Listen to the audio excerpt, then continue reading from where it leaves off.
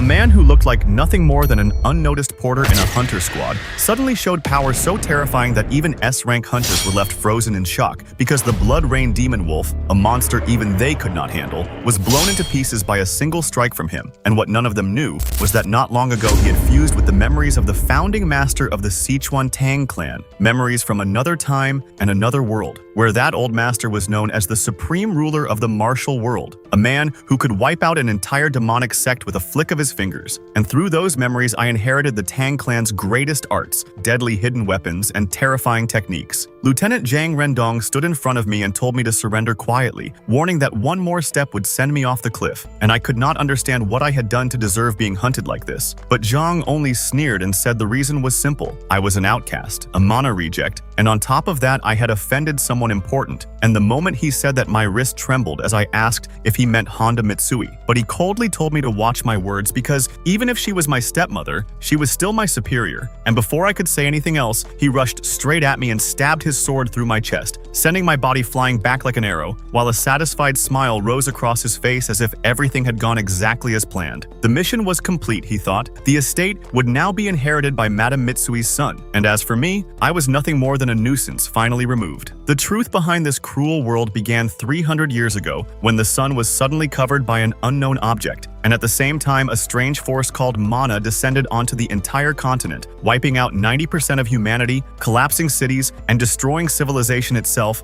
And over the next 300 years, the survivors adapted to mana and rebuilt society. But along with that rebirth came magical beasts and poisonous plants born from mana, and another brutal age of war began. As those wars continued, some humans awakened special powers, and my father became a master-level awakener with the rank of brigadier in the army. But even though I was his eldest son, I was born a mana reject, someone whose body repelled mana, someone destined to die one day from the poison hidden inside it. After falling off that cliff, I was noticed by someone else, an old man muttering to himself that after suffering so much to ascend into immortality, this place looked nothing like heaven, and that some strange energy was mixed into it. I slowly opened my eyes and saw that old man walking toward me. Then, with a light lift of his hand, he floated my body into the air and calmly told me to raise my head so he could see my face, and when I did, I was stunned because he looked exactly like me. That old man was Jin Ak, the Tang clan leader known as the Poison Demon, a man whose poisons and hidden weapons had already reached their absolute peak, a man who once destroyed an entire demonic cult alone when it tried to devour the world, even melting its heavenly demon into a pool of toxic water with a simple gesture, a man who ruled the martial world absolutely, and somehow he carried the same soul as me. During one of his cultivation sessions, his soul had connected with mine, and now the old man standing before me was no longer mortal, but someone who had stepped beyond human limits and ascended. And when we recognized each other, his memories began pouring into my mind. I muttered in disbelief that he was Tang clan leader Jin Ak, and at the same time he finished absorbing my memories too, then said in surprise that another version of himself really did exist on Earth. And even though I had the same potential as him, I had been mocked because of my identity as an outcast. And even in the military, my own father had never truly looked at me. He told me the place we stood in was a shared spiritual world, and since he was me and I was him, I should take his experience, his wisdom, and his knowledge. And if I trained there, I could become the true ruler of my own world. I do not know how much time passed, but when I suddenly opened my eyes again,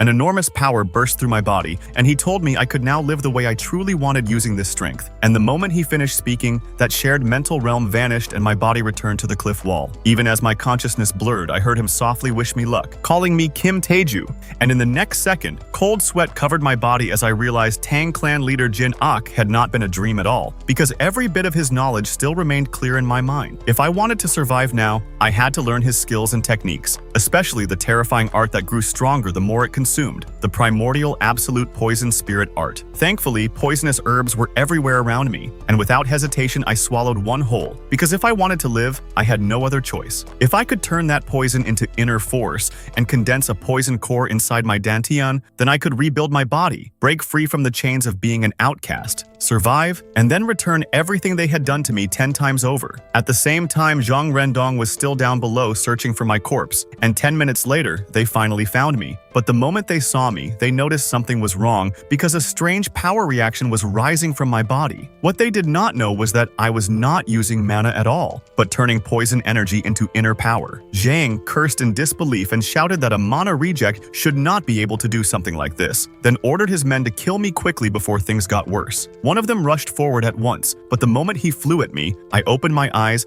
and with one flick of my hand knocked the knife from his grip, stunning everyone there. And honestly, even I was shocked because what I had just used felt like internal force, the hidden power from Jin Ok's memories. In that moment, I realized I could beat them with this strength. Slowly, I rose to my feet and gave a cold laugh, thanking them for giving me the chance to take revenge. Zhang thought I had gone insane from the fall, and even though he did not know what had happened to me, he mocked the fact that I had no awakening tattoo. But I no longer cared at all about the so-called awakened people of this age. Awakeners were usually divided into ranks like expert, normal, beginner, and above. And when someone awakened, a rank tattoo appeared on their face. But Zhang Rendong was only a beginner, which by martial standards made him nothing more than a third-rate fighter. I lightly brushed my hands and told him to stop talking. If he wanted to kill me, then he should come and try. Then I pulled 3 coins from my pocket and decided that from this moment on, everything he had done to me would be paid back tenfold. Zhang thought my brain had completely broken because how could a few coins possibly defeat them? But in the next instant, several of them rushed toward me. Even though this body of mine was fighting its first real battle, my heart stayed calm, surely because of the memories of my other self. And even if mana rejected me, the path of the poison demon still lived inside me. I believed dealing with these men would be easy because the other version of me was the Tang clan master. So how could the soul connected to him remain weak? Then 3 sharp whistling sounds tore through the air from my hand. Those coins were no longer ordinary coins now, but deadly hidden weapons. One of the Tang clan's secret arts that killed before the victim even understood what had happened, and in a blink the 3 men's heads were pierced apart by my coins. They died without even realizing how. In that moment, I felt like a god of slaughter as I moved through them using the Tang clan step technique Ghost Shadow Trace, flashing across the field again and again, then followed with the blood poison Plum Blossom hand, pouring inner force into my palm and slamming it heavily into Zhang Rendong's chest, sending his body flying backward. The man beside him immediately tried to pull out a gun, quickly aiming it at me, but just as he was about to fire, my figure vanished from where I stood. And when I appeared again, one hand strike was enough to cut his neck and kill him with barely any effort. To me now, bullets looked almost like they were standing still. They were simply too slow. After killing everyone else, I walked over to Zhang Rendong. I knew that even awakened people could never resist poison completely. He stared at me in confusion and fear,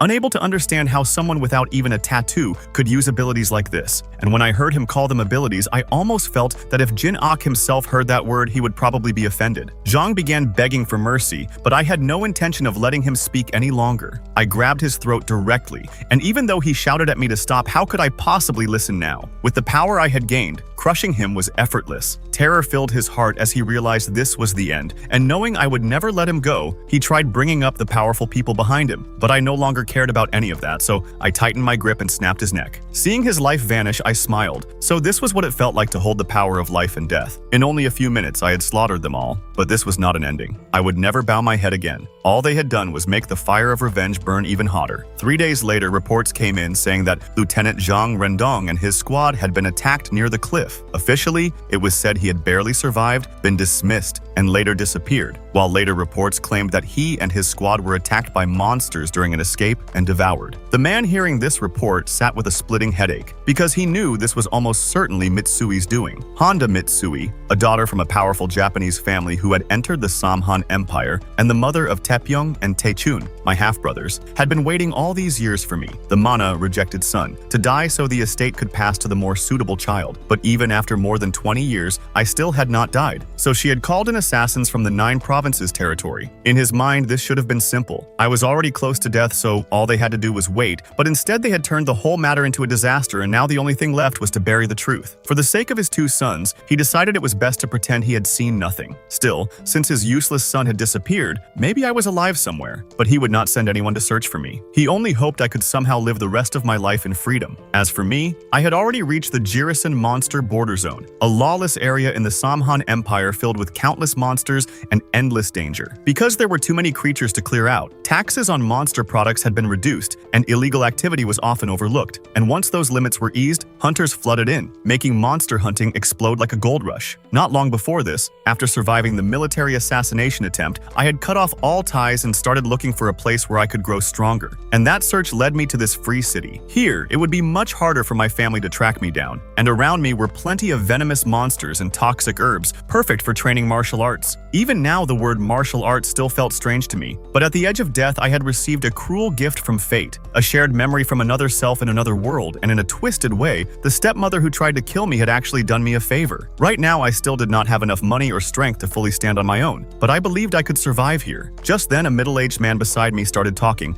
and asked who the strongest person in this squad was. I looked ahead at a female swordswoman named Li Shani and said that she was probably the strongest in the team, far beyond trash like Zhang Rendong. But even as I said it, something about her mana felt strange to me. Then her eyes rolled back, and with a dull thud she collapsed to the ground, and the one responsible was a mutated triple-striped mosquito. I was honestly confused that a mere mosquito could do something like that, but before I could think further, a female hunter in the squad unleashed her power, and with a single fireball spell, she turned the area ahead into a sea of flames. I was a little confused about why everyone was panicking so badly, so the older man quickly explained that once that mosquito bit someone, all of their magic power would temporarily disappear, and if it got serious, the person would collapse on the spot just like this, which was why many squads had been wiped out by nothing more than a single mosquito. Li Shani's face was already full of pain, and what he described matched almost perfectly with a kind of poison from the memories I had inherited. So I hesitated, wondering whether I should use the poison spirit art to check it for myself, while one of the others was already trembling in fear and saying this was not even supposed to be the mutated mosquito's territory. So how had things become like this? Then suddenly a sound came from the grass, and everyone froze, staring ahead with tense faces, terrified that one wrong move would finish them. But to everyone's surprise, what came out was only a rabbit, the lowest kind of prey in the food chain. They all let out a breath and said it was just a pouch rabbit, then turned around and told us not to panic and to relax and prepare to retreat, but in the very next instant, both of their heads fell to the ground. It happened so suddenly that no one could even react. Behind them stood a whole group of goblin beastmen, and just like that, we were completely surrounded. The female mage shouted for us to take the injured and leave while she bought time, and the older man looked at me and told me to go with her, but I told him not to worry about me because I was staying behind. There were too many of these monsters and I had to help. I lifted Li Shani and placed her onto the older man's shoulder, telling him to take good care of Senior Li for me, and after he left, I turned to face the beastmen. Almost immediately, I noticed something strange. Their movements were unusually coordinated, and the female mage was fighting with shocking bravery, using a long flaming spear to kill several beastmen at once. Then she suddenly turned and shouted for me to be careful because some of the beastmen were moving toward the porters who had just left. So she pushed her fire magic again and created a wall of flame that cut me off from the battlefield, leaving her alone against the monsters. I looked at the fire in front of me and honestly could not help admiring it. Mages really were cool, but then my eyes widened and I shouted for her to get down. Hearing my voice, the female mage did not dare ignore it, and just then a huge goblin appeared behind her and attacked. If she failed to dodge, she would die instantly. I knew that if I did not move now, it would be too late, so I vanished from where I stood at high speed and struck the woman on the neck with a sharp hand chop, knocking her out, because what I was about to use next was the wide-range hidden weapon technique I had only just learned. In that moment, I threw every coin in my pocket, more than 10 of them, as hidden weapons, and every goblin in front of me was struck in a vital point. Then I pushed off the ground and surged forward, and the goblins that had looked so arrogant a moment ago were all dead. But after that, I ran into another problem. I had wanted to save the mage, and instead I had knocked her unconscious, so I decided to leave.